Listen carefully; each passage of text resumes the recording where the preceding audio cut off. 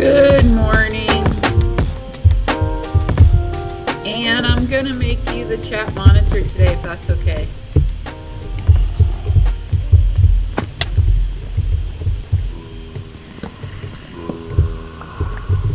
And Mila, you too. That way we have 2 people in case somebody gets bumped out or anything.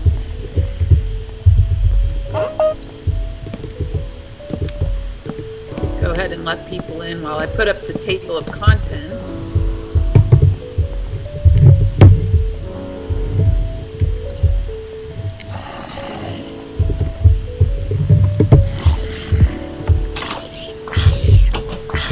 So today is May 10th, and we are going to play a game.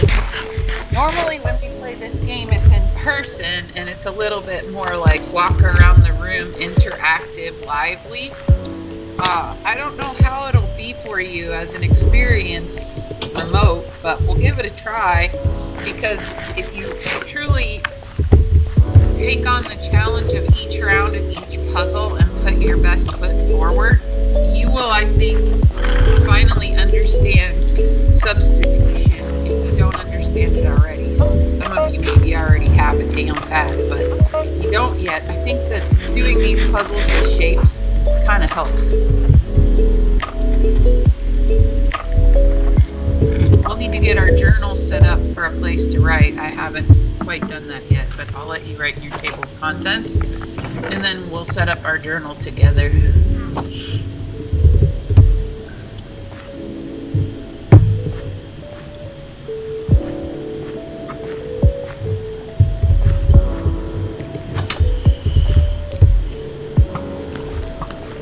Okay, hopefully you have that written. So I'm going to go ahead and go to a new whiteboard and start setting up the journal. So it's still lesson 5-3, final day, and we're playing a substitution game. If you didn't get a chance to write in your table of contents yet, you can just call it this for your entry.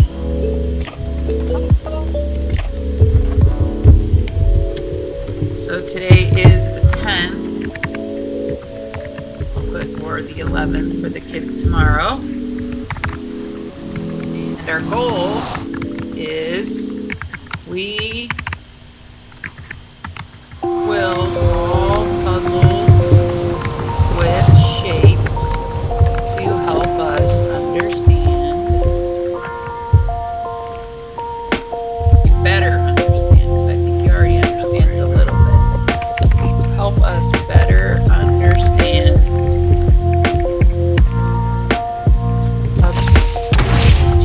that's a hard word to type. Substitution method. There we go. Whoops.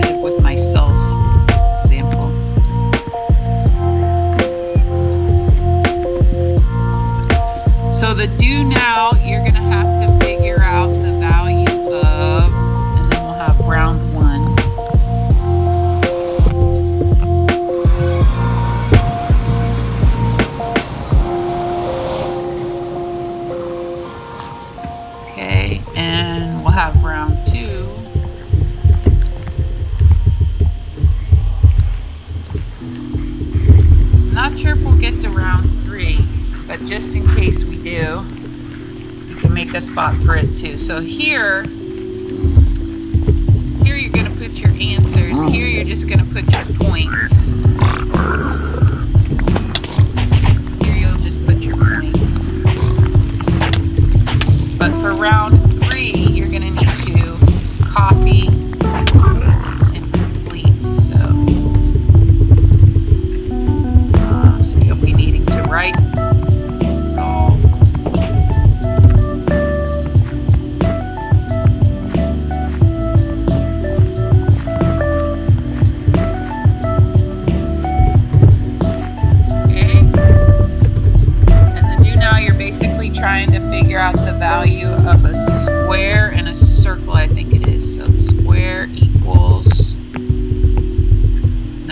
circle, I hope.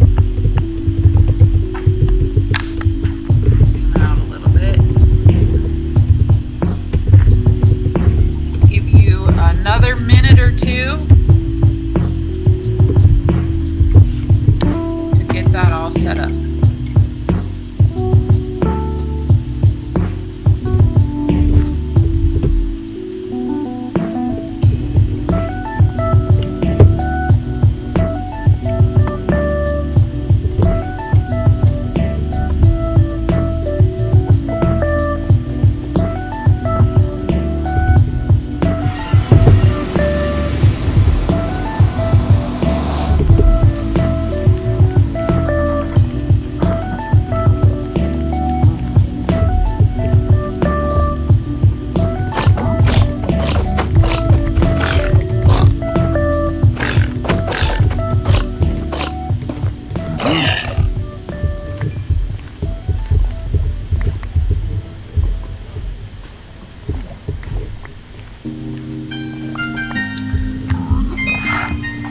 Okay, raise your hand if you need more time setting up your journal, and Mila or Ann will let me know.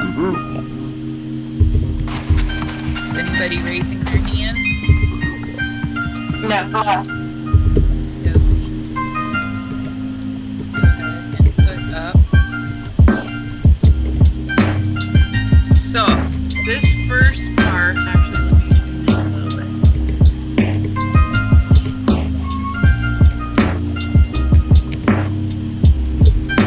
So this first part, it says it's round 1, number 1, but this is really our do now.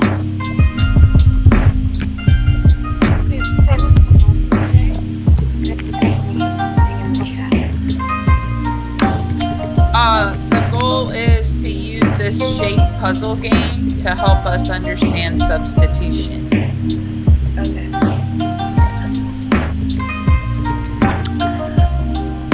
Okay, so what I would like you guys to do is take about 3 minutes tops and try to see if you can figure out how much a circle is worth, so that when you have 2 circles plus a square you get 18, and so that if you have a circle plus a square you get 10, and try to figure out how much a square is worth. So when you think you know it, write the answer in your journal, and I'll be telling you how to do it and the answer here in a few minutes, or maybe someone will want to volunteer their answer. It'd be nice to hear what you guys think and how you figured it out, instead of me just saying how I would figure it out. So, a couple minutes to try to solve it. Just think of it as a puzzle. Don't worry about algebra and substitution and all that junk. Just regular old puzzle.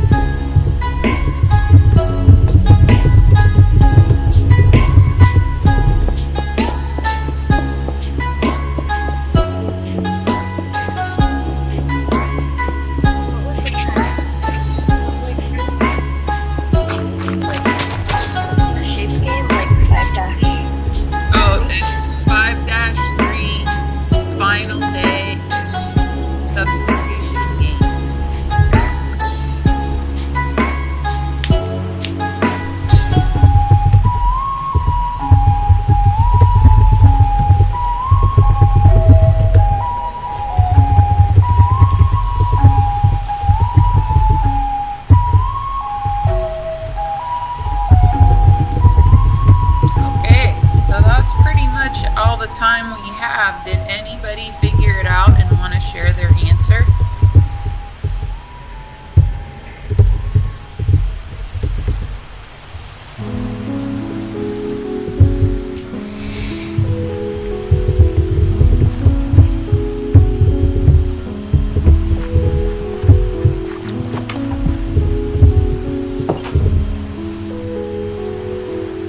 No?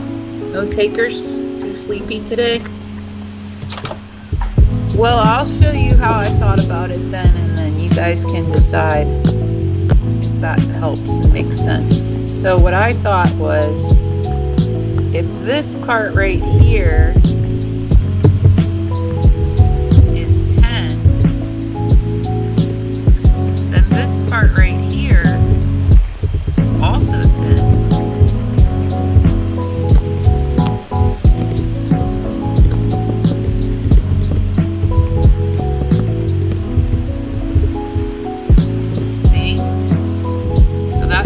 Circle plus 10 equals 18. So the circle has to be 8, because 8 plus 10 is 8. So then if a circle is 8,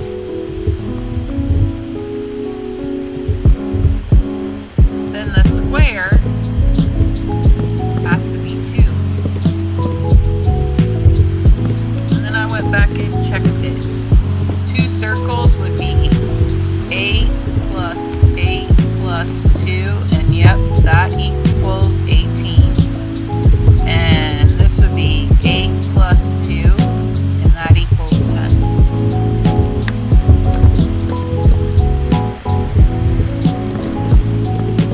Are there any questions about how I figured that out?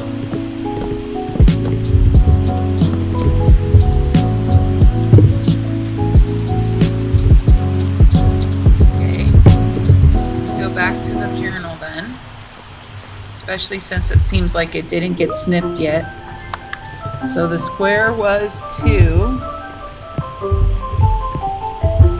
and the circle was 8. So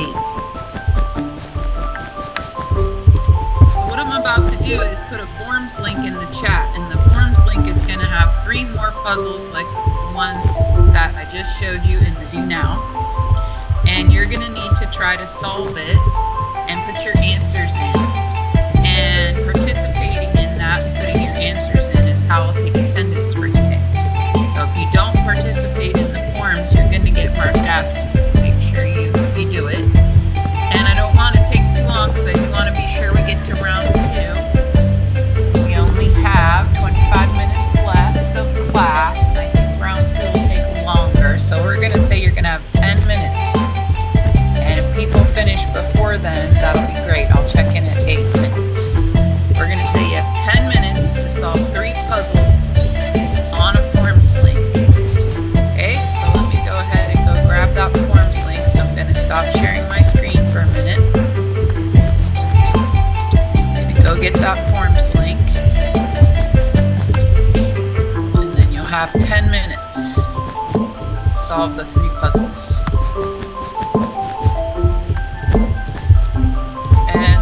Forms is kind of cool because it will tell you if you got it right or not, so you can keep track of your points. It's a possible of 6 points.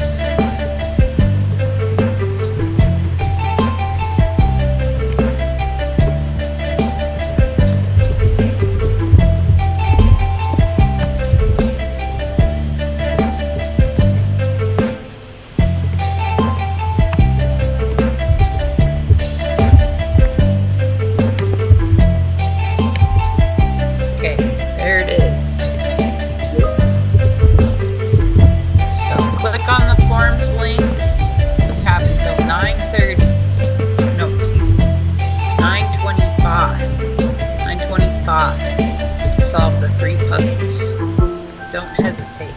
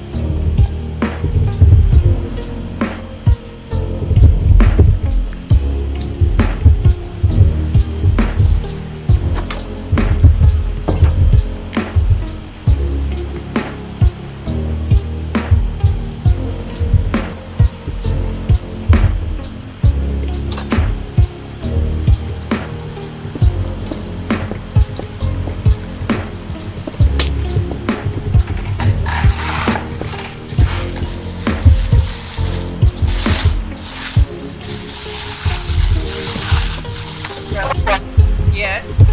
Then why did you get this email? Yes.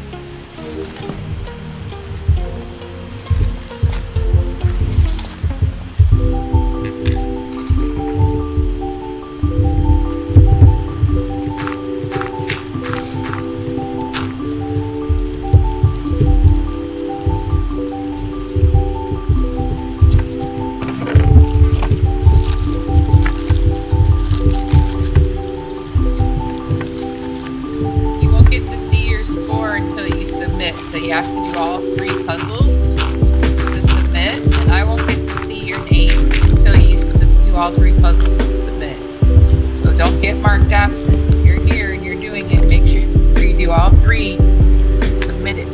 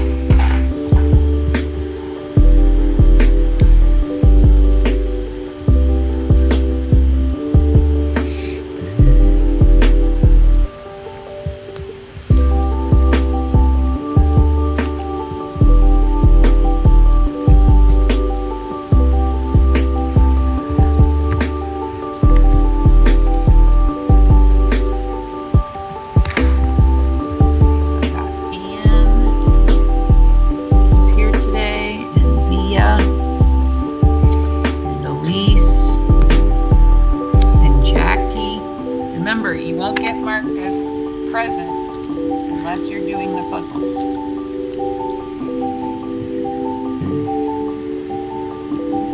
You still have 5 minutes though, so no rush.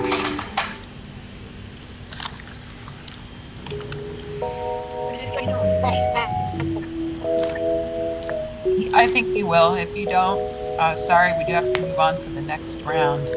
I guess you'll have to email me that you're here today so that I know. Yeah? You said until 9:35 to solve it. 25. 9:25.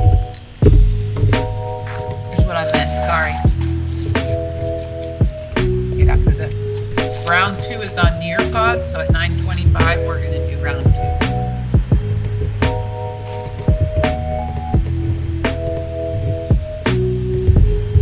Shouldn't take very long. You don't have to write anything down necessarily. You can. Just kind of using the same technique I showed you in the do now.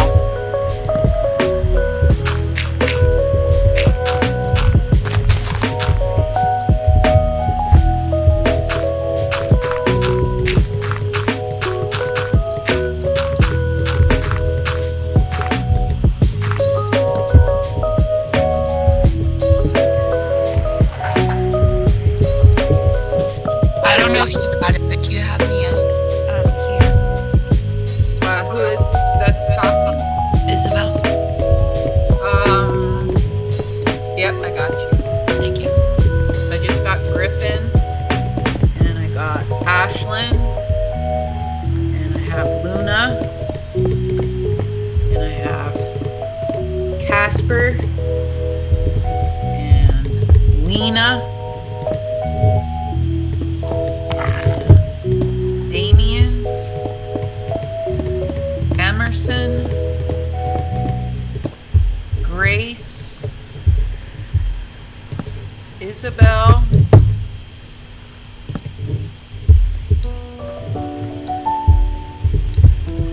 Miss Rhodey, I just turned mine in. Okay, I'll refresh and see if I got you.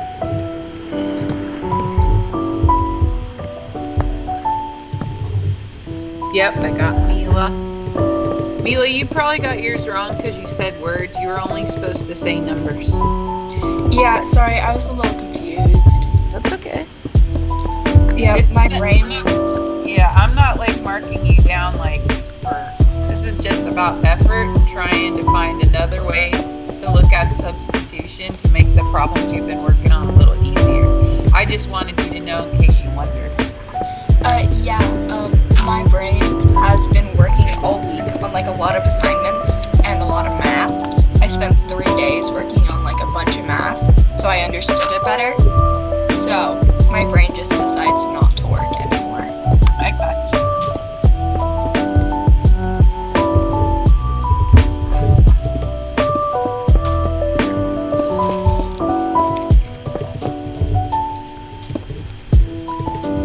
Okay, so 2 more minutes actually, because I did say 26. So I only have 15 of you marked present. If you're here and you just don't get a chance to finish it, you need to let me know that you're here. Maybe you could just say something in the chat and I'll look it over later.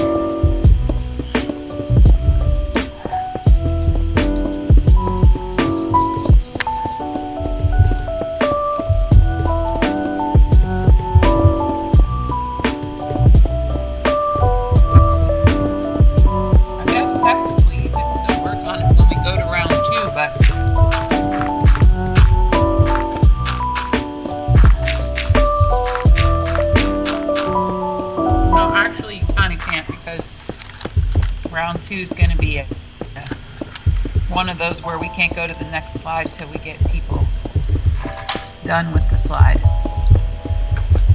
One of those kind of Nearpods. Sorry, I just took a bite of breakfast. Miss Rhodey, I submitted. Okay. Let's see.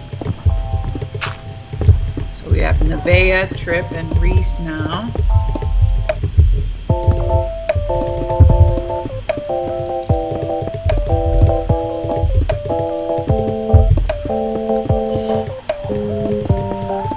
One more minute.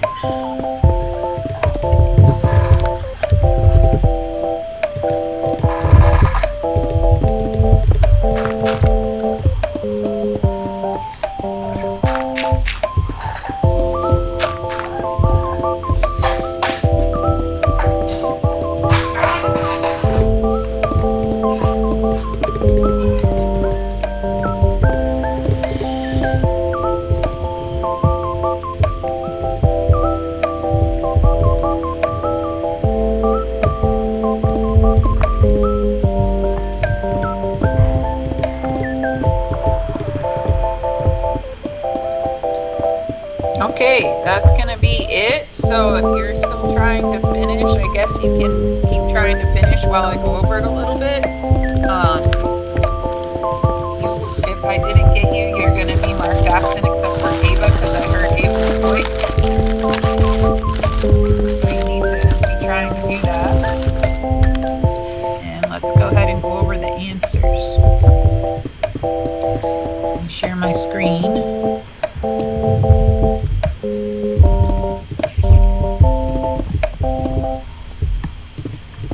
Okay. So on number 2, basically, does anybody want to say how they did it?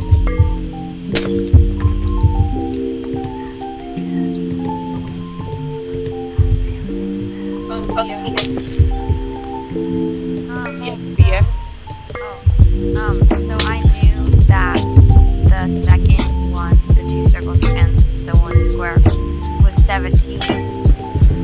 So, in order to find out what the square was, I knew that in the top one, in the one that equals 20, the same, yeah, that. And then I know that 17 plus 3 is 20, so the square is just 3.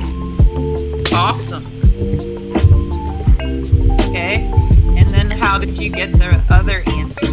And then I knew that 3 plus 3 is 6, so then I did 20 minus 6. Okay. Eh, So you knew that these two right here together equaled 6. And so you did 20 minus 6. Got 14. Yeah, and then 14 divided by 2 is 7, so then I need the circles for 7. Nice. I did not do mine that way. I started out the same way as you, but then what I did with the 3 is I put the 3 down in this box, and I was like, oh, 17 minus 3 is 14. So that's how I got my 14. I used the second equation, but you used the first, but that's right, and that's awesome. Well done. Thank you for sharing.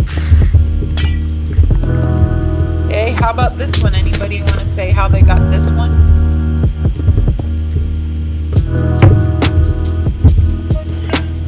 I can do it. Okay, go for it. Okay, so first I did 27 divided by 3 because there are 3 triangles, and then I got 9. But at first it was very confusing because at the bottom, 9 plus something does not equal 8, so I asked if I could put a negative, and then I put a negative 1. Exactly. Good. Awesome. Okay. We're sharing. Finally, number 4. Anybody want to say how they got number 4?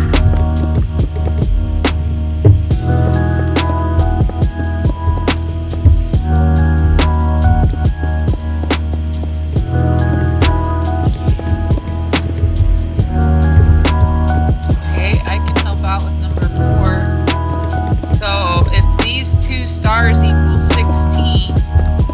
16 divided by 2 is 8.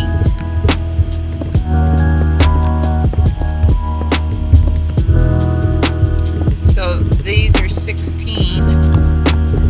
So I did 26 minus 16, and I got 10.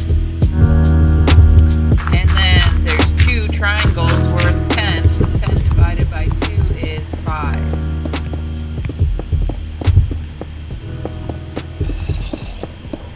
What I want to point out is that what your brain just did is it substituted.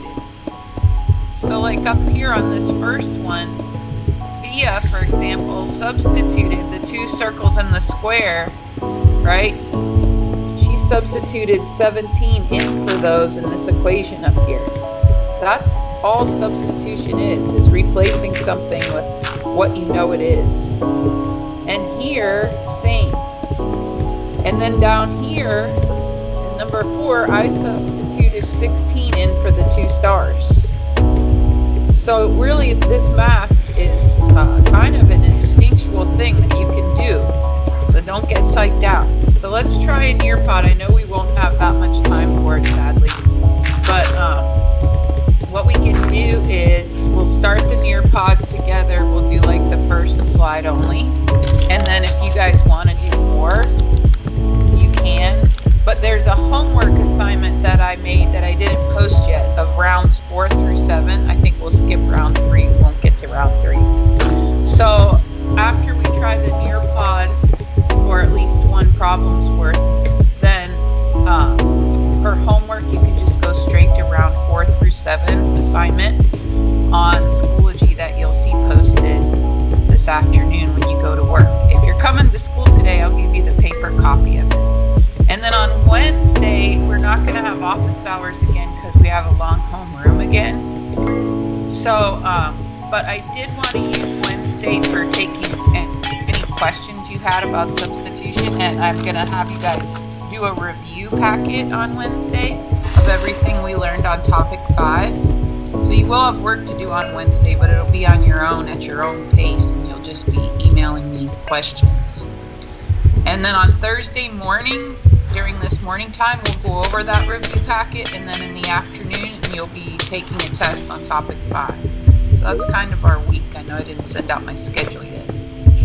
So this afternoon, then, I'll go ahead and post these extra rounds of substitution practice that you should do first, and I'll also go ahead and post the review for anybody who wants to get started on it early. And I'll have the paper versions of those and the answer keys of those for those of you coming to school today. And you can work on whichever one you want, because you'll be able to get help from me or from other kids this afternoon if you need it. And that's good for you Monday peoples, because I haven't gotten to see very often. Okay, well, let's try the Nearpod for the little bit of time we have left. I think there's 3 questions on it. I think you'll have time to do 1. That's probably good enough to get the idea of it. So let me go ahead and stop sharing and go get the Nearpod link real quick.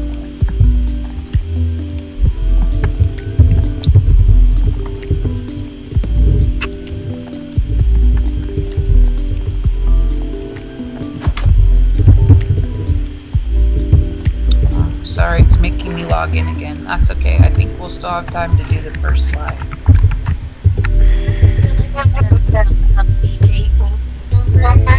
Figuring it out is like you don't have to overthink it, because then it makes it more complicated in your brain, and it takes a lot of time for me.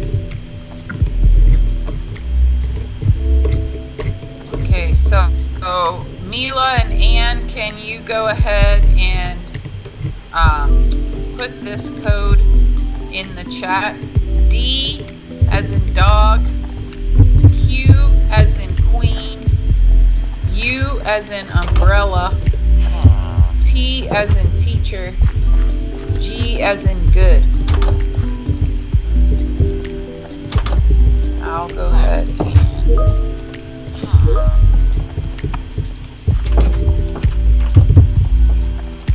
there's the link in the chat.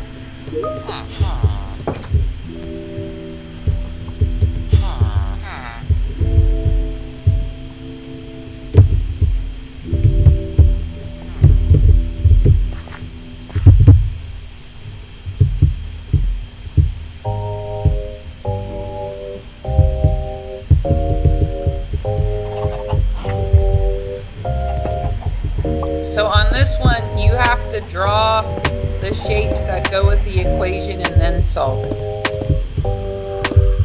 So this will be your ticket out. Trying to solve it will be your ticket out.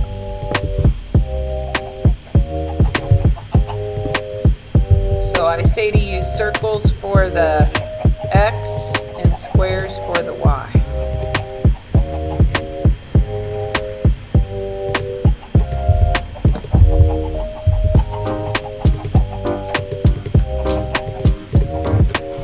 Don't worry about them looking perfect or anything. It's more just a way to try to help you solve it. If you want to sketch it on your notebook paper instead and just get ready to type the answer in, there's a little quiz paper on the next slide that we'll do. So just make sure you write down your answer somewhere so you'll remember it, because once I advance us to the next slide, you won't be able to go back, I don't think.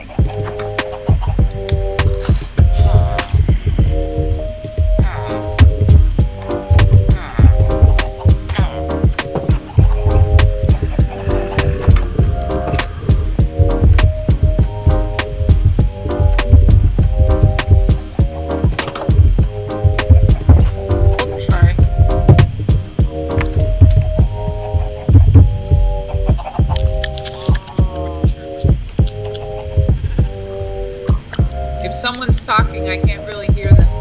That's ready. Yes? So when it says like 3x or like 2y, it means like draw like 2 triangles or like 3 circles. Exactly. Good.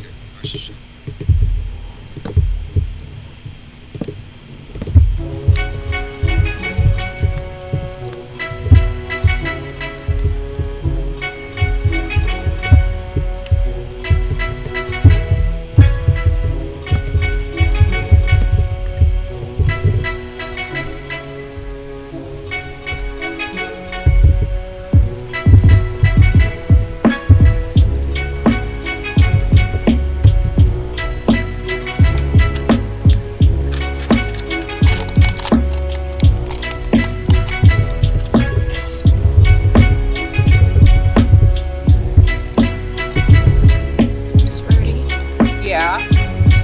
So when we solve it on your pod, do we, I'm sorry, I can't think right now. Do we write it in, or do we write it in our journals and then send you the answers? You can just write it in your journal. I'm about to put a screen up that you're going to put in the answer. Okay. 1 more minute till then.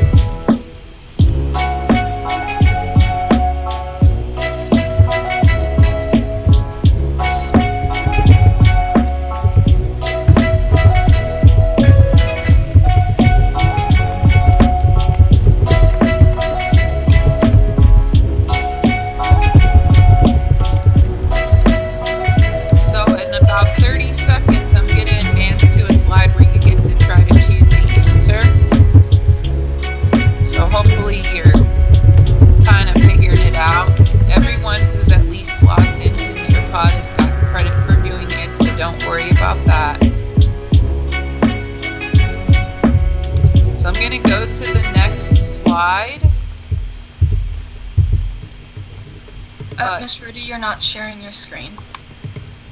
Yeah, I think that it will be okay because you'll see it on your screen, I think.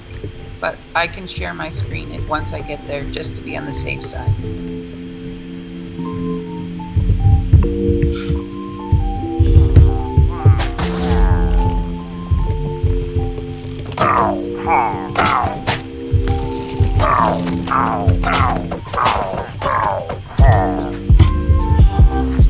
Okay, so before you go to your second period class, enter your answer.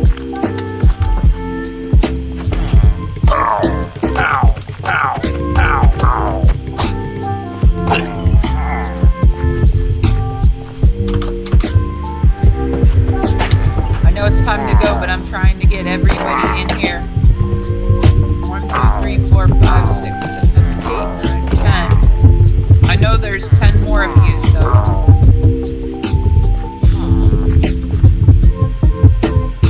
7 more people. 6 more.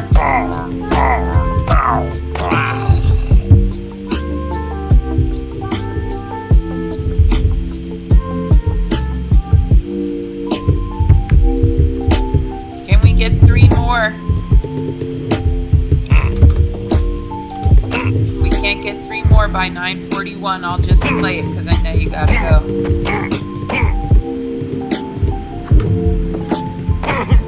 Alright, sorry to you 3 people I didn't get yet. Here we go.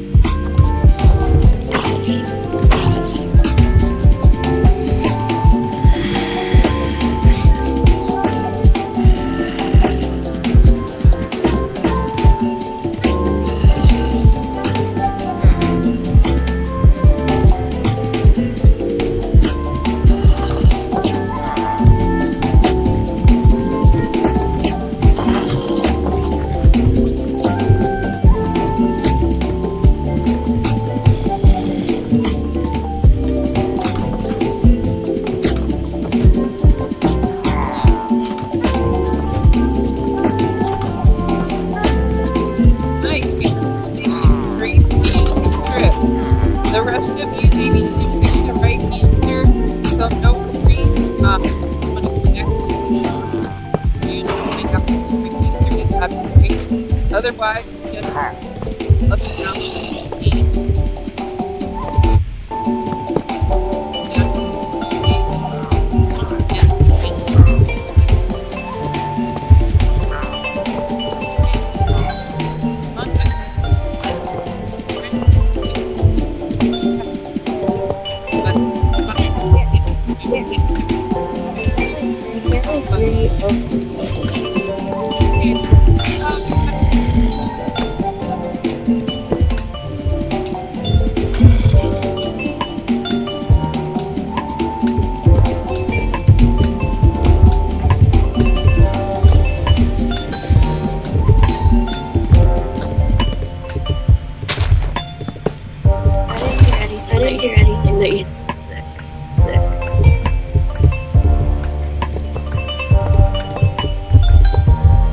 Have a great day. I hope that you heard my little explanation. I don't know know. I might have muted myself by accident. The music was just really loud, so you can really hear you over it. Oh, sorry. All I was saying was if you wanted to come back this afternoon and find out what the answer was if you got it wrong, I'll be happy to help you. And I hope that if you have any questions this afternoon, you'll come and ask them. But attendance is already done. It's not required for you to come in the afternoons. You just come if you have a question, or you can just email me. You don't even have to actually come. It's up to you. And that's all. Have a great day. And I wish we had more time.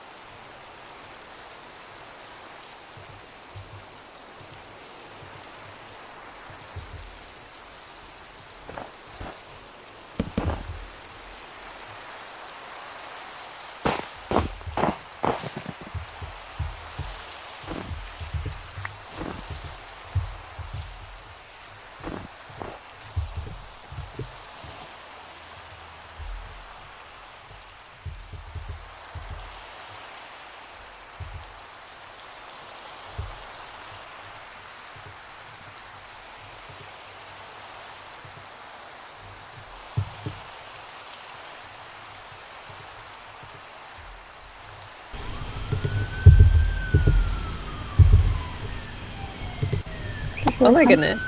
Was it one of those, like, what's it called? When you do the climbing without a harness? Was it that kind of climbing? Well, no. So basically, there's like lead climbing where the hooks are below you, so if you fall, you fell like 10 feet because you fall from above the hook and you fall really, really far. Mm-hmm. And there's also climbing where you're doing that, but there's no actual bolts in the wall, so you place your own bolts. So a bit of trad bolt placing. Ooh, nice. Cool. I think that sounds really scary. I wouldn't trust myself to like put bolts in the wall and then expect them to hold. Yeah, it takes a lot of practice. I bet. Dylan, what do you guys do for Mother's Day? Well, I got an extra early. Well, actually, on Saturday, we went on an urban walk with like all of our friends, our family friends, and then had a little picnic. And then we stayed up till like 1 in the morning. And then we got back. And then in the morning, I got up early and made my mom breakfast. And then we won our soccer game. Yay! And then we took family photos. Wait, there were more soccer games? I thought you won like a state championship or something last time. Oh no, this is another team. Oh, okay. Yeah. Nice. Well, things are going really well for both teams then. Yeah. Cool. That sounds really lovely. In first period, it did sound like a lot of people made breakfast for their parent. Ace, what'd you do? So I made my mom a steak dinner. Steak dinner? Yeah, so it was steak, asparagus, and corn. Nice. That sounds amazing. And did you grill it on like a barbecue? Yeah, we had a barbecue, and that's where I grilled the corn, and asparagus, and steak. That sounds so good. Wow.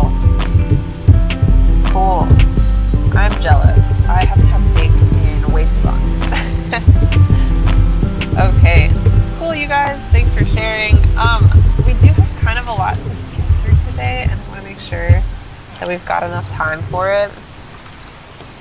That's why the first grade went over just a little bit. To be ready for today's class period, what you could do is open up the OneNote and then click on daily classwork and click on 510 and 511.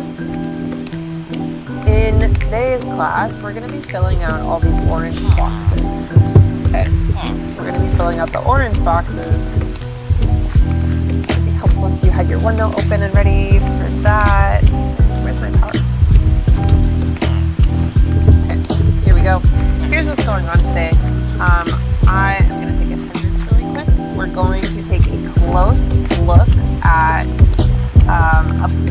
a single panel, sorry, I guess a page from issue number 2 of Miss Marvel. And then just a quick announcement for anybody who's in cohort C. I think in this class we have approximately 5 students who are in cohort C. I'd like you to show up to today's teams meeting in the afternoon, okay? So if you could come to our teams meeting at 1:15, that would be great. Miss Sterling is going to be giving book talks this afternoon, so I want you there for the book talks so that you can get some ideas about which graphic novels to read for the month of May. Now that we've submitted our April IRP, the May IRP is our very last one, right? So you can get some ideas about graphic novels if you come today. So come at 2:15. Make a note for yourself. Maybe set a reminder in your phone or something like that. Okay, so let me take attendance. Please unmute yourself. Tell me you're here. Oh, wait, I see hands. Is it optional? I already know graphic novel. Oh, well, send me a message with the title, and then yes, it can be optional. Hold up, question. Do you want groups to come today? No. No, because Miss Sterling is going to be coming in all week. So I just wanted the cohort C people to have a chance to listen to the book talks. Cohort B people, you'll hear it, on Thursday when you're in school. Okay, here we go. Unmute yourself. Tell me you're here, Simon. Here. Will.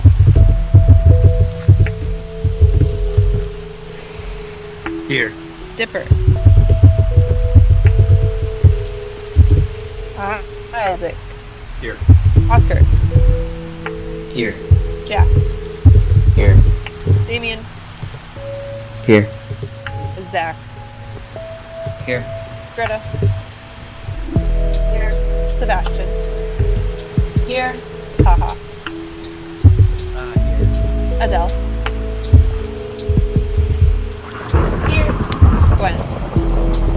Here. Emma. Here. Talia. Here. Dylan. Here. Chloe. Here. Ace. Here. Griffin. Here. Steven. Here. Tova. Here. Aaron. Here. Elise. Here. Avery. Here. Elsa. Here. Graham. Here. Julius. Here. Marie.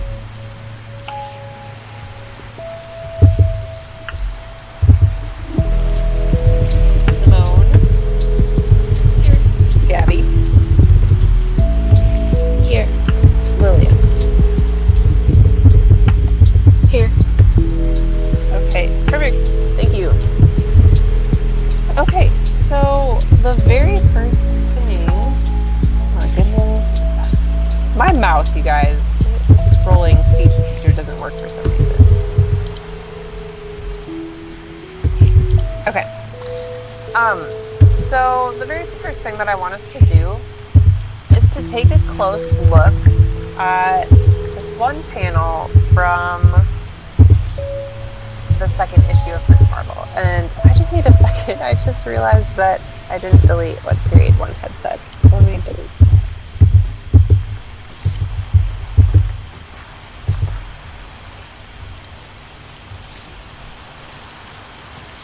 Okay.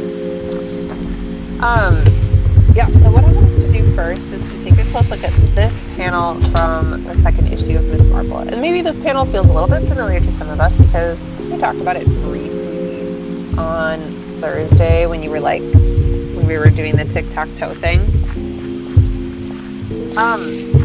Our author was very intentional about ending the second issue with this series of panels. We have 4 panels here and a couple of things to pick apart. Just a heads up that this panel analysis is going to be so much easier than the panels that we looked at before. Remember when we looked at that full page panel of like Kamala waking up and there was this like sort of hallucinogenic thing happening with superheroes and them singing to her in Urdu? This is going to be so much more straightforward than that. But I want us to follow the same sort of steps that we did as before. And those steps are observations, thoughts and noticings, and questions / wonderings. What do we wonder about this panel? I'm going to post this image in the chat so that you guys have a chance to look at it up close yourselves. But at this point, I'd like you to flip to your OneNote, click on daily class, click on today's date, and you'll notice that there's 3 columns, one for observations, one for thoughts and reactions, one for questions and wonderings. And I'd like us to take a closer look at this page. And first start just with observations. What do we notice when we look at this page? What things, what objects, what about the text, what about Kamala, what about just the space is standing out to us? So I want us to make a bullet point list in our OneNotes. At this point, I'm going to set a timer for 2 minutes. And we're just making observations. What do you notice? Alright, 2 minutes are on the clock. So here we go. What do you notice? Write it down in your OneNote. And then we'll share.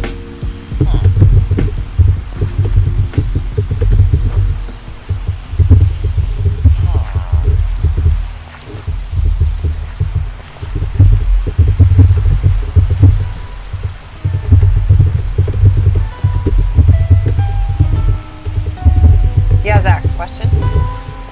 Are we looking at the whole page or just like the one bottom panel? Because on OneNote it just has that big like bottom one, but on like your screen it's like the whole page.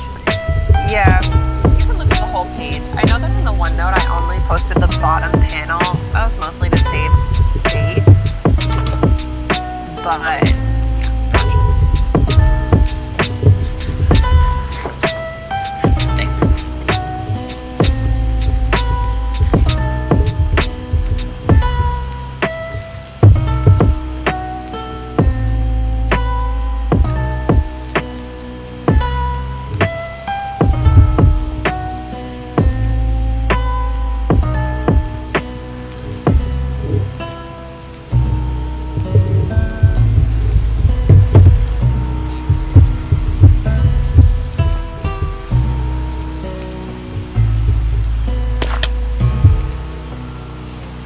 seconds to write down a couple of observations. You just need a short bullet point list. What do you see in these panels that sticks out to you?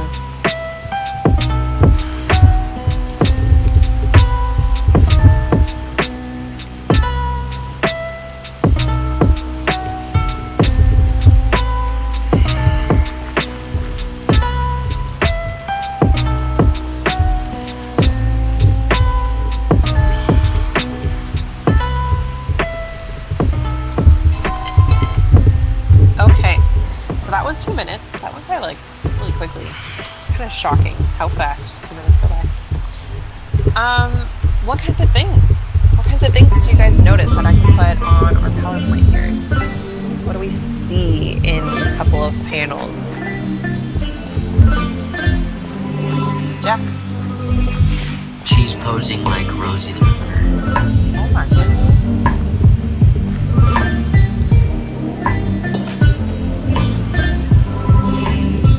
Okay. Wow, that was a big one to start off with. So Kamala is posing like Rosie the Riveter. And if you're not sure who Rosie the Riveter is, it's okay, we'll get to it. Anything else that we're noticing? Adele. When she like touches or gets near the poster, it starts to glow, or it looks like it is. Oh, sure. So like Kamala, you know, when she gets close to the poster, things are glowing. Her hand gets bigger, right, as she gets closer to it. So,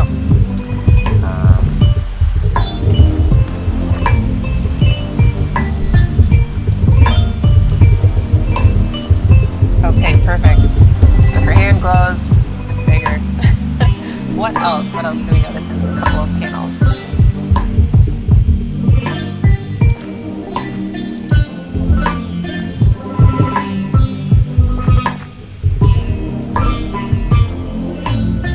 Chloe. She's looking at Miss Marvel poster and like almost asking her for advice. Yeah, so she's looking at the Captain Marvel poster. It looks like talking to her or asking him for advice.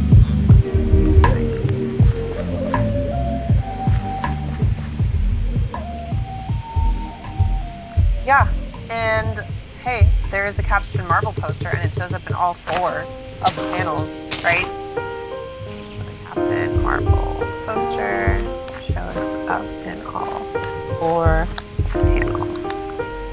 Okay, oh, did I take away what you were going to say, Thalia? Kind of. Okay. Kind of said it. Okay, cool. Anything else you guys noticed that you want to write down on our PowerPoint?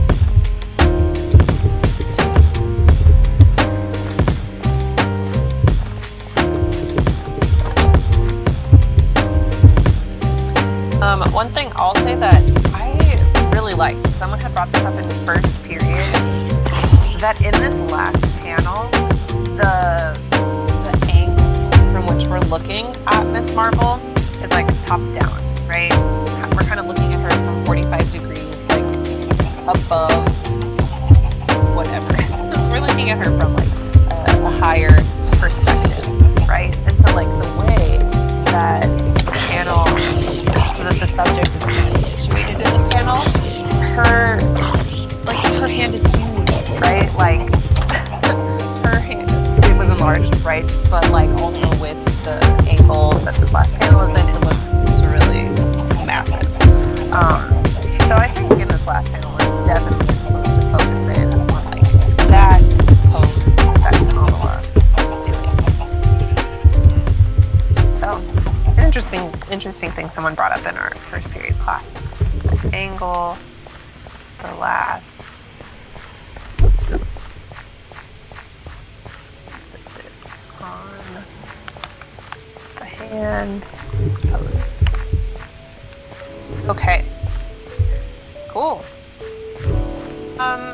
At this point, I wanted to write down just a couple of like thoughts, noticings, and questions. I'm gonna put a minute to a minute and a half on the timer, and we're just gonna write down a bullet point or 2 for like, does this make us think of anything?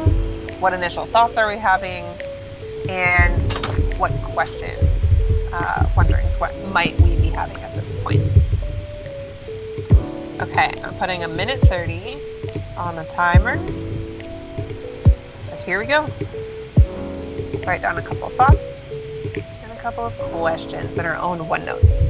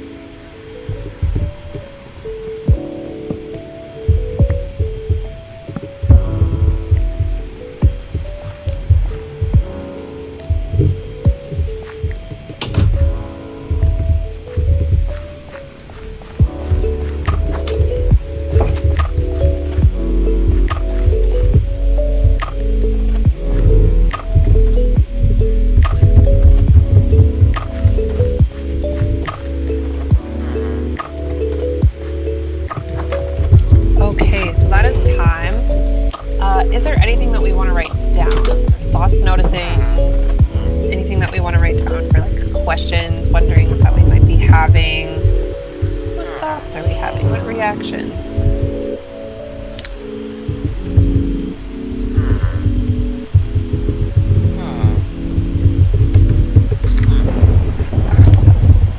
Or what questions?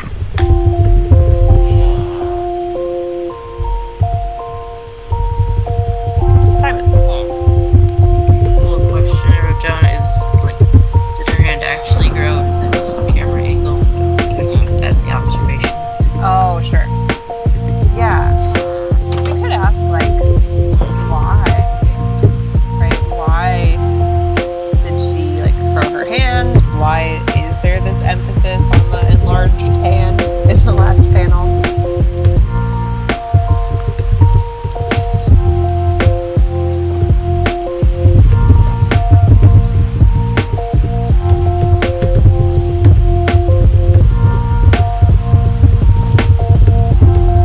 Okay, any other thoughts or questions?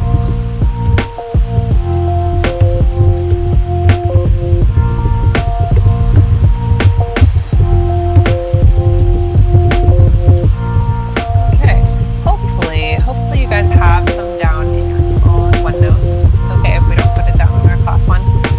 At this point, I want to take a moment to talk about this Rosie the Riveter poster. First, that what we see here, the poster like just showing up in our story, it is a literary device called allusion. When something like this happens, when authors make references to something in history or to other like literary works or to like an event or another person or something like that, when references are made, those are called allusions. And there are a couple of TV shows that are like super famous for making allusions all the time, right? Like The Simpsons and Futurama and shows like that often make allusions to, or like references, right, to other things. You guys have a space in your notes to write down what the definition of allusion is. So I want you to go ahead and write down what's highlighted here. An allusion is a literary device that's a reference. It's usually brief, and it's a reference to a person, a place, thing, event, other literary work. An allusion allows writers to compress a lot of meaning and significance into a single word, into a single phrase, into, in our case, a single image.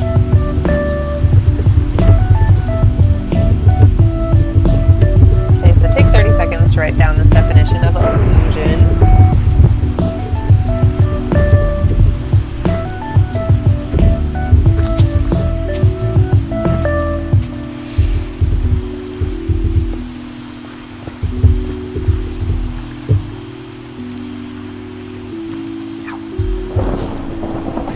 Okay, and I want to follow the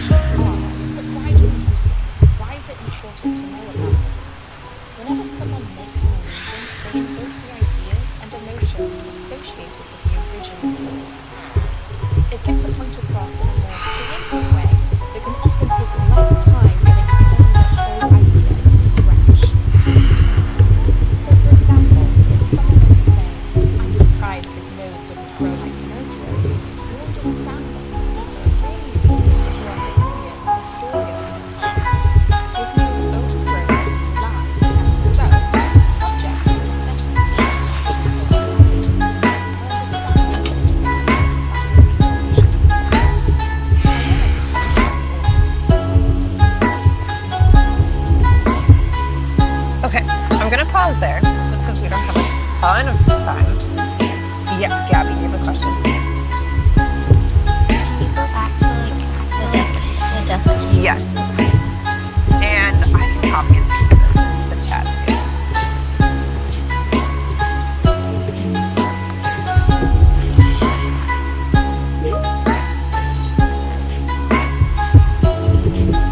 Okay.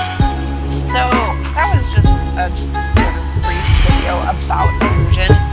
A lot of works use them, right? And I think we probably just have used the word reference before, but in language arts class, especially in high school and beyond, you're going to want to be able to use the word illusion to talk about like references, right? That authors are using in a text to get some sort of point across. So anyway, in this particular page, our author is alluding to this poster of Rosie the Riveter, which I think Jack had pointed out earlier, right? How many of us, can you raise your hand if you've like heard of the Rosie the Riveter poster or you've like seen it? I'll put it up on the screen, right? How many of us have seen this poster before? We're like kind of familiar with it. Okay, cool. I see a lot of hands. This poster comes up all the time, right, in pop culture and in our history books and stuff like that. It's the Rosie the Riveter, we can do it poster. And our author, like, using this poster in Miss Marvel is not a mistake. She does it on purpose, right? And, like, Kamala is even posing like Rosie the Riveter, right, in the very last panel. So the question is, like, why? Why is she posing like Rosie the Riveter? What are we supposed to understand about Kamala at this point when she's doing this pose? I think in order to best answer that question, what we're going to want to do is actually watch a short video about this poster, just explaining a little bit of the history and the significance behind it. So we're going to watch another YouTube video, lots of YouTube today. And in your OneNotes, you guys have space to write down a couple of notes, like what did you learn about the Rosie the Riveter poster? Okay, so I think it's right here, question 1. You can write down a couple of things that you learned about the poster. Okay, here we go. And again, if the quality is like really terrible, I'll put it in the chat. She starred in a famous World War II era propaganda campaign and eventually became one of the most famous icons in American history. But who exactly was Rosie the Riveter? And what's the real story behind her well-known image? To start with, it's not really about a riveter named Rosie. It's not even about one woman, but about millions. After the United States entered World War II in late 1941, government and industrial leaders called on American women to join the workforce in order to replace manpower lost when men enlisted as soldiers. Some 6 million would answer that call. Between 1940 and 1945, the female demographic of the national workforce increased from 27% to nearly 37%. Half of these working women took on tough jobs in defense industries. Rosie was first introduced to the public in a popular song called Rosie the Riveter, released in early 1943. The song was made famous by swing band leader James Kern K. Kaiser. Norman Rockwell had undoubtedly heard the song when he painted a female riveter on their lunch break for the Memorial Day issue of the Saturday Evening Post that year. Posed like the prophet Isaiah in Michelangelo's famous fresco on the Sistine Chapel ceiling, she rests her foot on a battered copy of Hitler's Mein Kampf. Her riveting gun rests on her lap, while her lunchbox clearly reads Rosie. Rockwell's model was a dental hygienist named Mary Keith, but was there a real Rosie the Riveter? After Rockwell's cover appeared on newsstands, the press lost no time in casting real-life Rosies. One of the most well-known was Rose Monroe, who worked as a riveter of B-24 and B-49 bomber airplanes at the Willow Run Aircraft Factory in Ypsilanti, Michigan. Monroe appeared in a promotional video for war bonds after a chance run-in with a Hollywood actor filming at the factory. But Rosie the Riveter was bigger than just one woman. She was a symbol of the wartime work and sacrifice of millions. Though Rockwell's painting was the original depiction of Rosie, she is most widely identified with a different image. In 1942, the year before the Rosie song was released, the Westinghouse Power Company commissioned J. Howard Miller to create a promotional poster that would boost morale among its employees. The now famous poster featured a bandana-clad woman flexing her arm muscles under the slogan, "We can do it." Due to copyright restrictions on Rockwell's work, Miller's "We Can Do It" poster was adopted by the feminist movement of the 1980s as a modern symbol of female empowerment. It is now the image most commonly associated with Rosie. From wartime propaganda to feminist symbol, Rosie has remained a riveting icon in American history. She starred in a famous World War II era propaganda campaign and eventually became one of the most famous. Okay. I'm going to give us 30 more seconds to just write in our OneNotes anything that we learned about the Rosie the Riveter poster. 30 more seconds to write down a couple of notes. What we learned.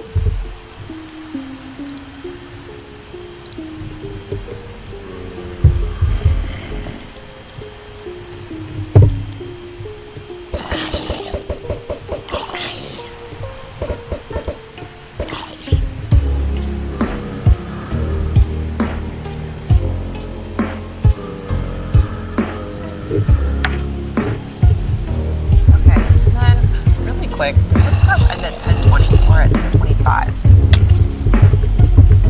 No. 25. Oh, thank you. Okay. So hopefully we had a chance to just write down a couple of things, like what we learned about the Rosie the Riveter poster, what kind of like meaning or significance this poster carries. What kinds of things did you guys say? Write down on your OneNote. What meaning or significance does our poster have?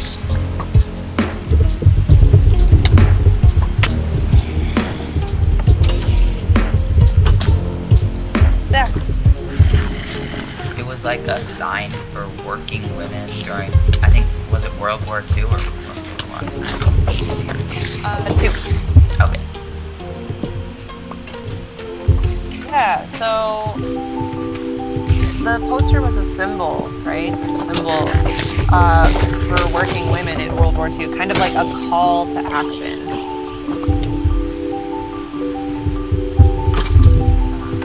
Women to partake in the war effort. Cool. Anything else that you guys wrote down?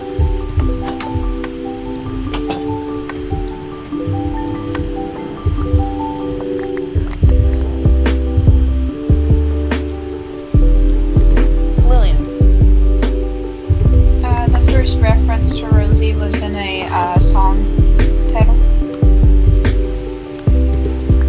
It was kind of interesting to me. I didn't know this before I watched the video, that Rosie the Riveter was first a song, then a Norman Rockwell painting, then eventually like this poster that a lot of us recognize today. I thought I heard that the song was about that one. That was before the song. About like people saying, like to encourage people to do the job, and then the River song came out. Yeah, the song came out first, and then the painting followed, because the song was called Rosie the Riveter, and then the painting happened, and the painting was called Rosie the Riveter, and then this poster came out as like one of those mass-produced, like, we need women in the workforce type things after that. Like, did it get the Rosie the Riveter name after that? I think so, yeah. Poster for the song, but it didn't have Rosie the Riveter associated with it. And then they just added Rosie the Riveter to it afterward. Because then they said in the, that was mainly used because copyright reasons. Yeah, they had to like,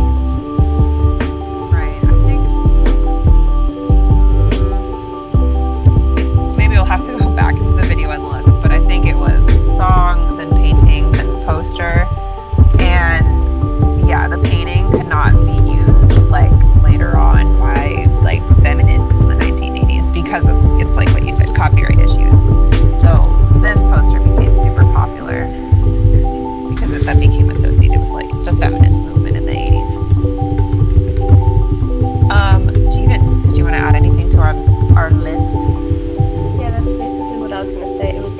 part of the fight for women's rights as well. Yes. Yeah, like this image very much just like captures the women's rights movement, right?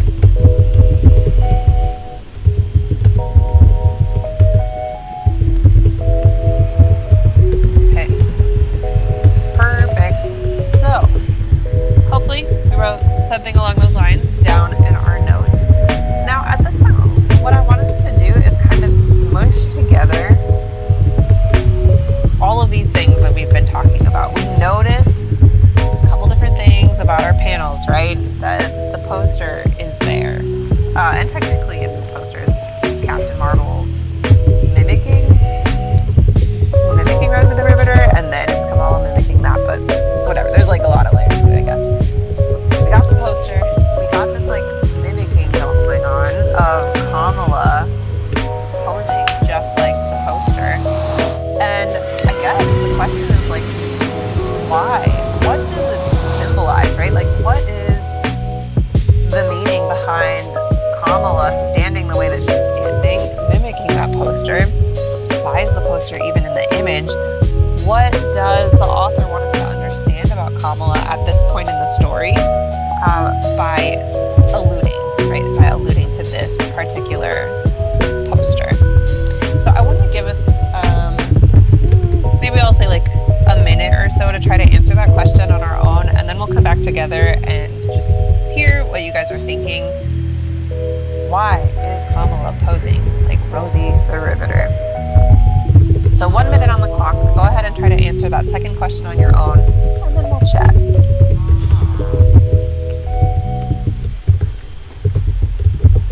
Okay, 1 minute.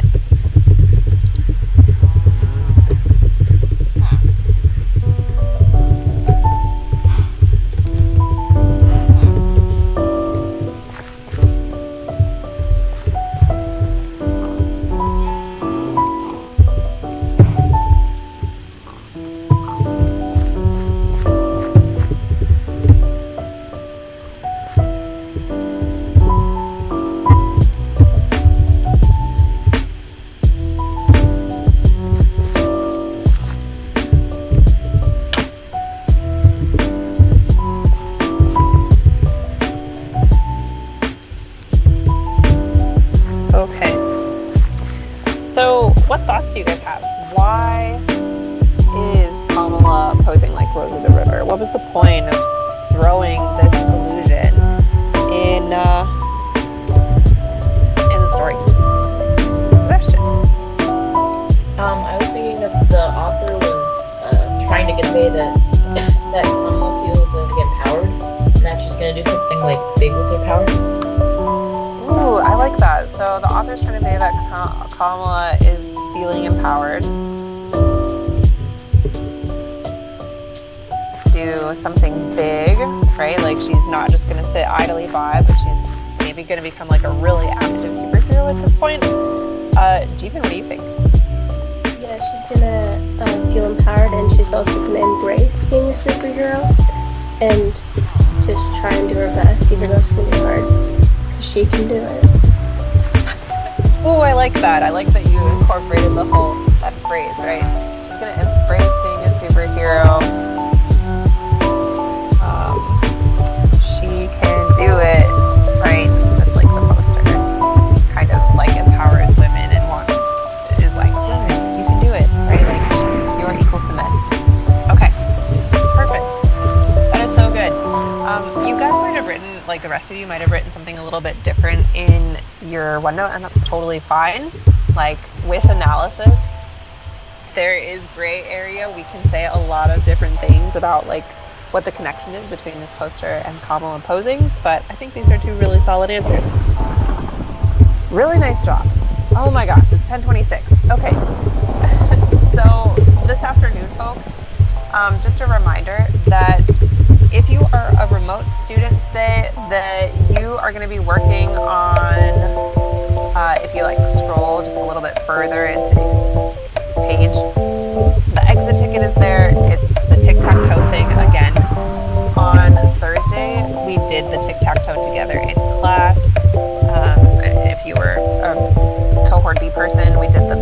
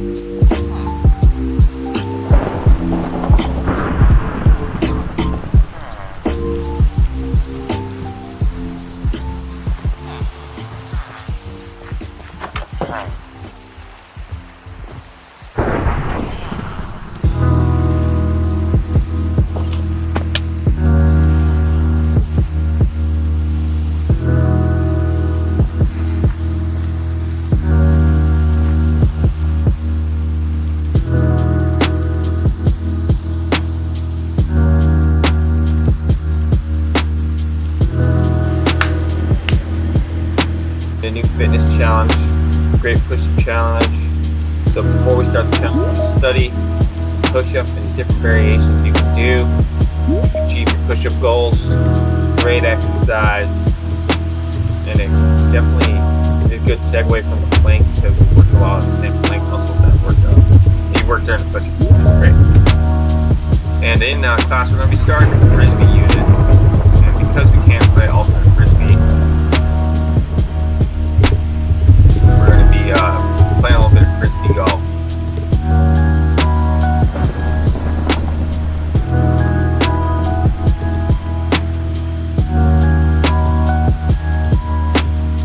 Okay. So, frisbee golf. And so we'll look at the rules and study frisbee golf. So, first thing we're going to do is look at how to do a push-up. We're going to be looking at these different variations: traditional push-up, wall push-up, and kneeling press-up. So you can choose from any of those when we do the challenge. Before, let's study how to do push-up with some really great form. Alright, first we'll look at the traditional push-up. Push-ups are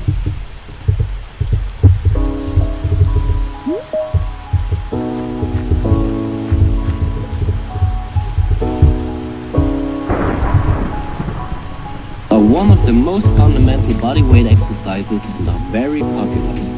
The movement is simple, can be done everywhere, and it's very effective because you are using a lot of muscles at the same time.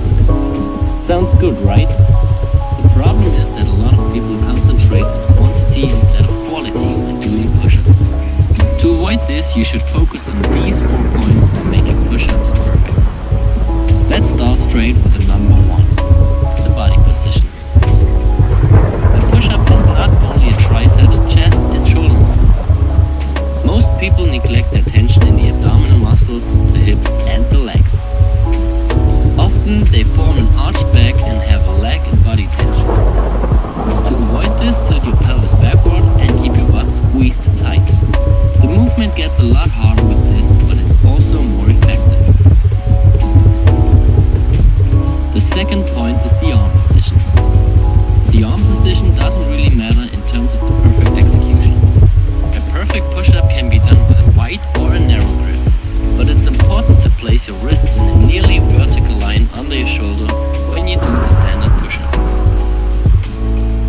There are still exceptions for that rule, for example when you are doing pseudo planche push-ups, which puts the focus more on your shoulder. Or when you're doing sphinx push-ups, which are a triceps dominant movement. you are working with standard push-ups and choose a wider grip, it involves the chest more than a close grip, and a close grip sets the focus more on your triceps. The only thing you should avoid completely are out-flared elbows, because this puts a lot of stress on your shoulders, which can lead to injuries. The closer you place your arms to the body, the more your elbows point backwards. The wider you place your arms, the more your elbows going away from your body. But they still point more backwards than to the side. The third point is the range of motion. This is quite simple, just don't cheat. Go all the way up and all the way down, and let your body straight. Don't decrease the range of motion by bringing your head forward or your hips down. The last point is the shoulder blade movement. This is a very neglected point. When you're going down, your shoulder blades come together, and when you're going up, they go apart. You should also focus on pushing them downward instead of upward. But don't forget, there's still difference between a passive and an active way of this shoulder blade movement. If you're too weak in the shoulder girdle, your shoulder blades come together because you are not able to hold your body against the gravity. You can see this especially at the top of the movement. When you're going down, always focus on the tension and an active shoulder blade movement. Don't let yourself fall down into the structures. If you consider all those points and try it on your own, you will notice that it's much harder to do. Maybe your amount of maximum repetitions will drop, but that doesn't matter. Always focus on quality and quantity, and you will be rewarded with progress. If you have any questions to this topic, just leave a comment. Thank you, Alex.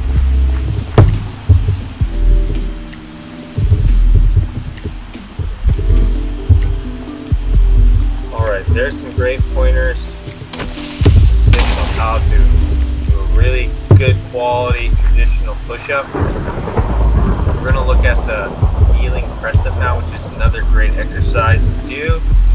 Work many of the same muscles, and since many of us are at different levels of strength and different places in our push-up journey, I'm going to show you this kneeling press-up. It's great exercise.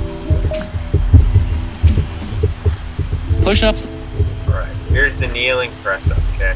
This is another variation you can do during the challenge. Great one.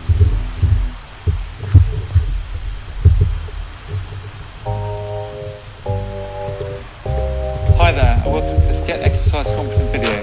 Today I'm with Liv, and we're going to show you how to do the knee press up. So to begin with, Liv's going to lay flat. Brilliant. She's going to put her hands just wider than shoulder width apart and just below her shoulders like this. So it's just wider and just below her shoulders. She's then going to push up onto her knees to get the starting position. Now from here, we want to make sure her body is in a straight position from her knee to her head. So that's really good. So she's going to tuck her stomach in, tense her glutes, and stay nice and tall and keep her chest out. Great. So nice and straight, stomach in, glutes tight, nice and tall. So that's the setup position. So now she's going to go down. To do this, she's going to bend her elbows, brilliant. Sit at the bottom, then come up. You can just relax there for a second. So as she goes down, she's going to make sure she doesn't collapse all the way to the ground. So if you go down, she's going to stay a few inches off and then come up. Really good. And she's keeping this nice straight body. She's also making sure her head's nice and tall. So one more time. Brill. And she's looking down as she does it. That's good. So you can just relax there for a second. Now we've gone through the technique, we're going to go through a few of the common mistakes we often see with the press up. So Liv, if you get into position. So the first common mistake we see is that people lose the straight line. So their hips might come back and then go down. So this is incorrect if she's not in a line. Or her hips might come too far forwards and drop and then go down. As you can see, this isn't a straight line in between her knees and her shoulders. So now do a correct one. Excellent. So that's one mistake we often see. Another one is where, as you go down, the head drops and you scrunch up your back like this. Whereas what we want to see is nice and tall, your chest out, nice tall chest as you go down. Really good. So those are the most common mistakes you see. Thanks very much for watching this video, and I hope you found it useful.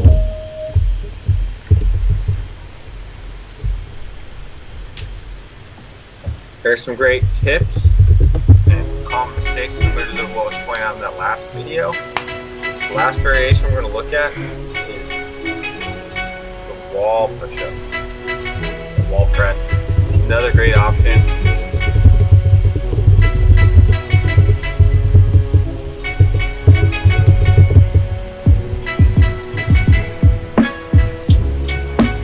Alright, there's your other variation that you can do during our challenge. Another great option. If you're beginning your push-up journey, or somewhere in your push-up journey.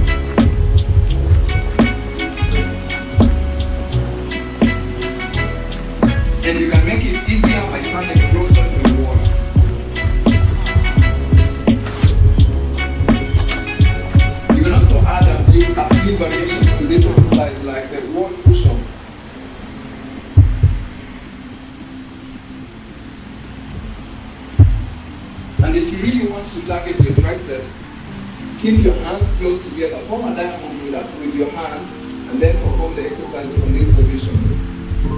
This really targets your triceps.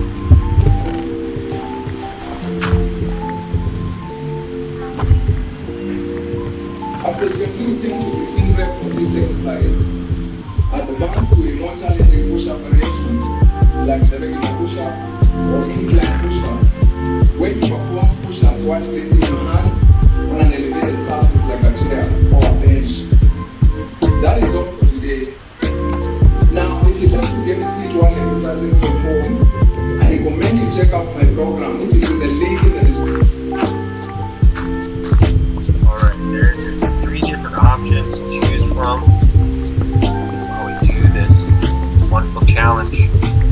For the challenge, we're going to run a timer, 45 seconds, play some music, pump you up, and remember, keep your good form during the challenge. It's better for you to do less reps with good form than do a high number of reps with bad form. So really focus on that form. Choose from any variation you need. You can also switch up the variations as you go. Okay, here's our timer. I'm going to get set myself and do a challenge with you guys. Get some music going. Great.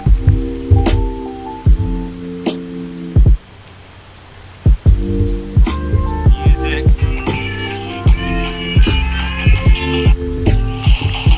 Alright, timer, first round of 3, go!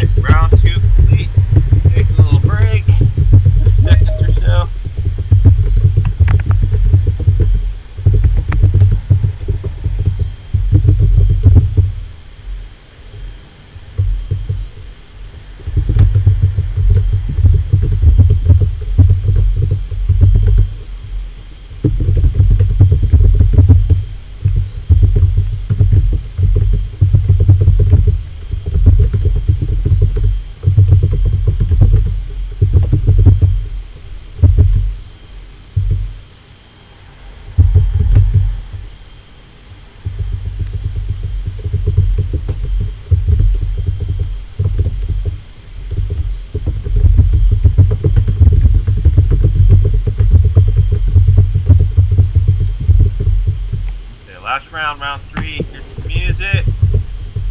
Timer. Go!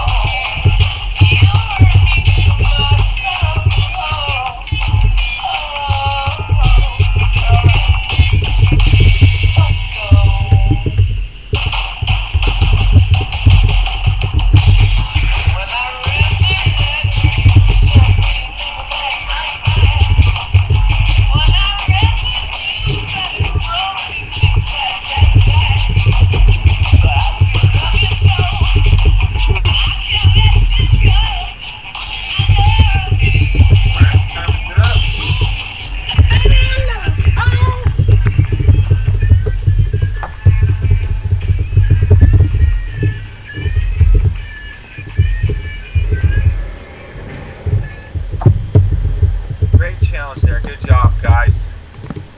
So let's look at our unit. Study disc golf or frisbee golf. It's an interesting sport. It's a little more obscure, more of a subculture, but there is a big group of people who play it fervently. Love it.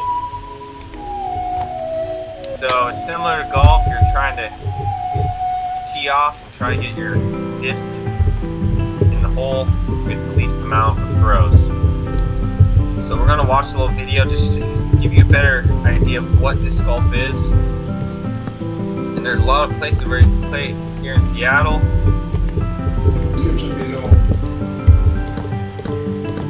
Maybe some of you guys want to try it.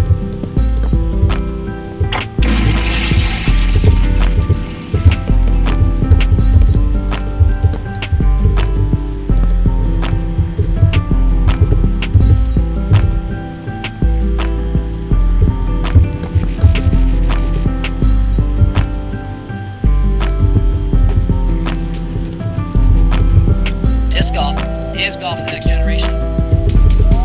We've got 18 holes on courses just like ball golf, and the rules and everything, the etiquette, the camaraderie, the technique, it's all the same. Disc golf is biomechanically just like any other sport. All else have to fire at the same point, then you have to produce them together. Instead of hitting the ball off the tee bag, we use our legs and we're the lever, and we throw the disc.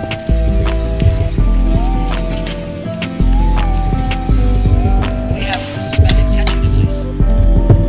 It's metal, it sits about waist high, and it has to catch the disc in midair. We have par 3, par 4, par 5, just like in ball golf. The only difference is you gotta think of disc golf in feet. Our par 3s are under 200 feet, not 200 yards.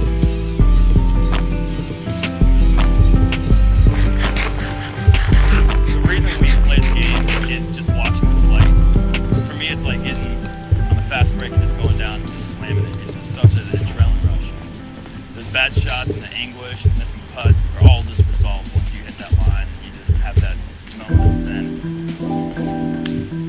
When I first started, I played every single day. Skipped a little bit of school, you know, just trying to fit it in whenever I could. My dad took me out as our like father-daughter son, and when I started out driving as friends, that's what got me hooked. It's cool to throw far, but you gotta putt well too. It's all about playing smart, playing conservative, knowing when to attack. Really, every single shot that I step up to, I kind of try to take into account all variables, checking the wind, checking the distance. So you're getting a lot bigger, a lot more people coming out, a lot more athletes getting into the game. I travel all over the world. I've been to 11 countries. I've been to every single United State playing disc golf. The people you meet and the times you have are unbelievable. They invite us into their homes. They take care of us. They cook us food. It's an unbelievable subculture that's really taken over. I think that if the outside world can see how dedicated the people who are in disc golf and how much it means to somebody when they get hooked, then they're going to get hooked.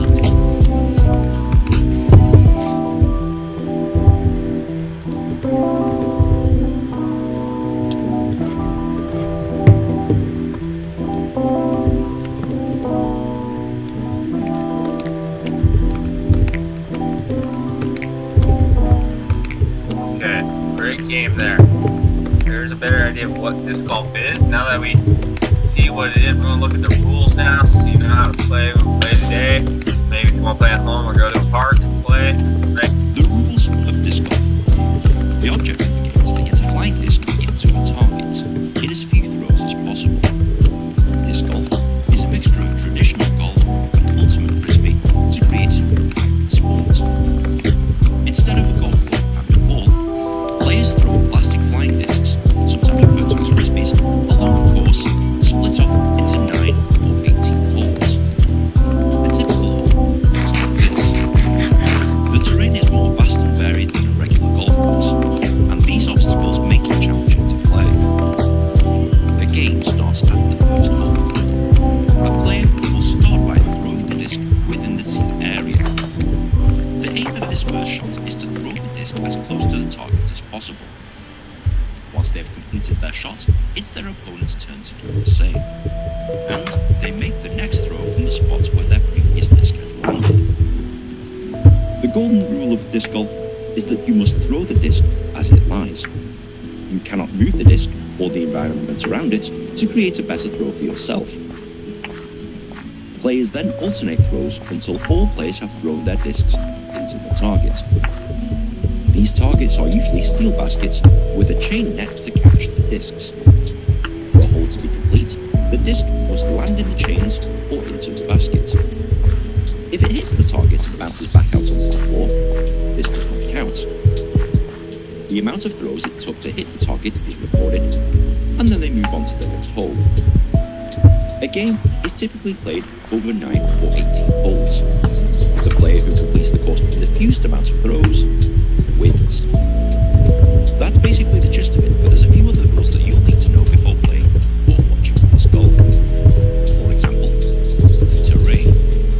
The beauty about disc golf is that no two holes are exactly alike anywhere in the world. Every disc golf course is different, and each one is designed to make it challenging to play. There are obstacles such as water hazards, trees, and roughs that sometimes require players to curl the disc around these obstacles. This makes it an interesting challenge. Discs. A disc golfer, like a regular golfer, has different discs that do different things. The most common three are a driver, with pointy edges and is used to gain the most amount of distance. A fairway or mid-range, a balance between accuracy and distance. And a putter, which is highly accurate but doesn't travel very far. Disc golfers use a mixture of different discs in order to complete the course in as few throws as possible. Throws. Disc golfers have different throwing techniques depending on the type of shot required. Some offer distance, some are short range, and some curl the disc around obstacles. One thing's for certain, you cannot throw in front of where the previous disc has landed. Doing so results in a one-throw penalty. Penalty. A penalty is an extra throw that is added to your score. This is usually awarded if a disc lands out of bounds, lands in water, or anything else against the rules. Penalties can be awarded for all sorts of things, so make sure that you know the full penalty rules before you start playing. Par. Each hole has an average number of throws that a typical disc golfer should complete it in, based on difficulty and length.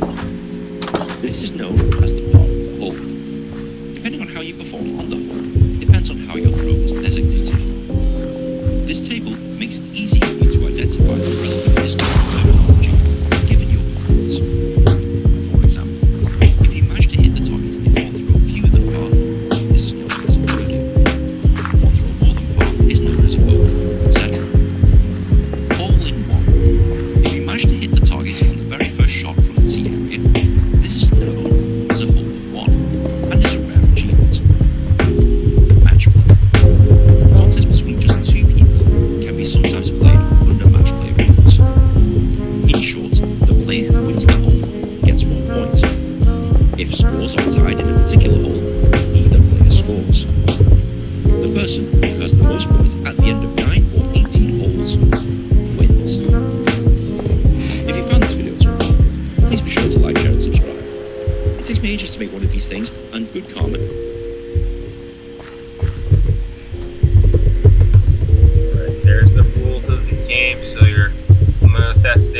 play.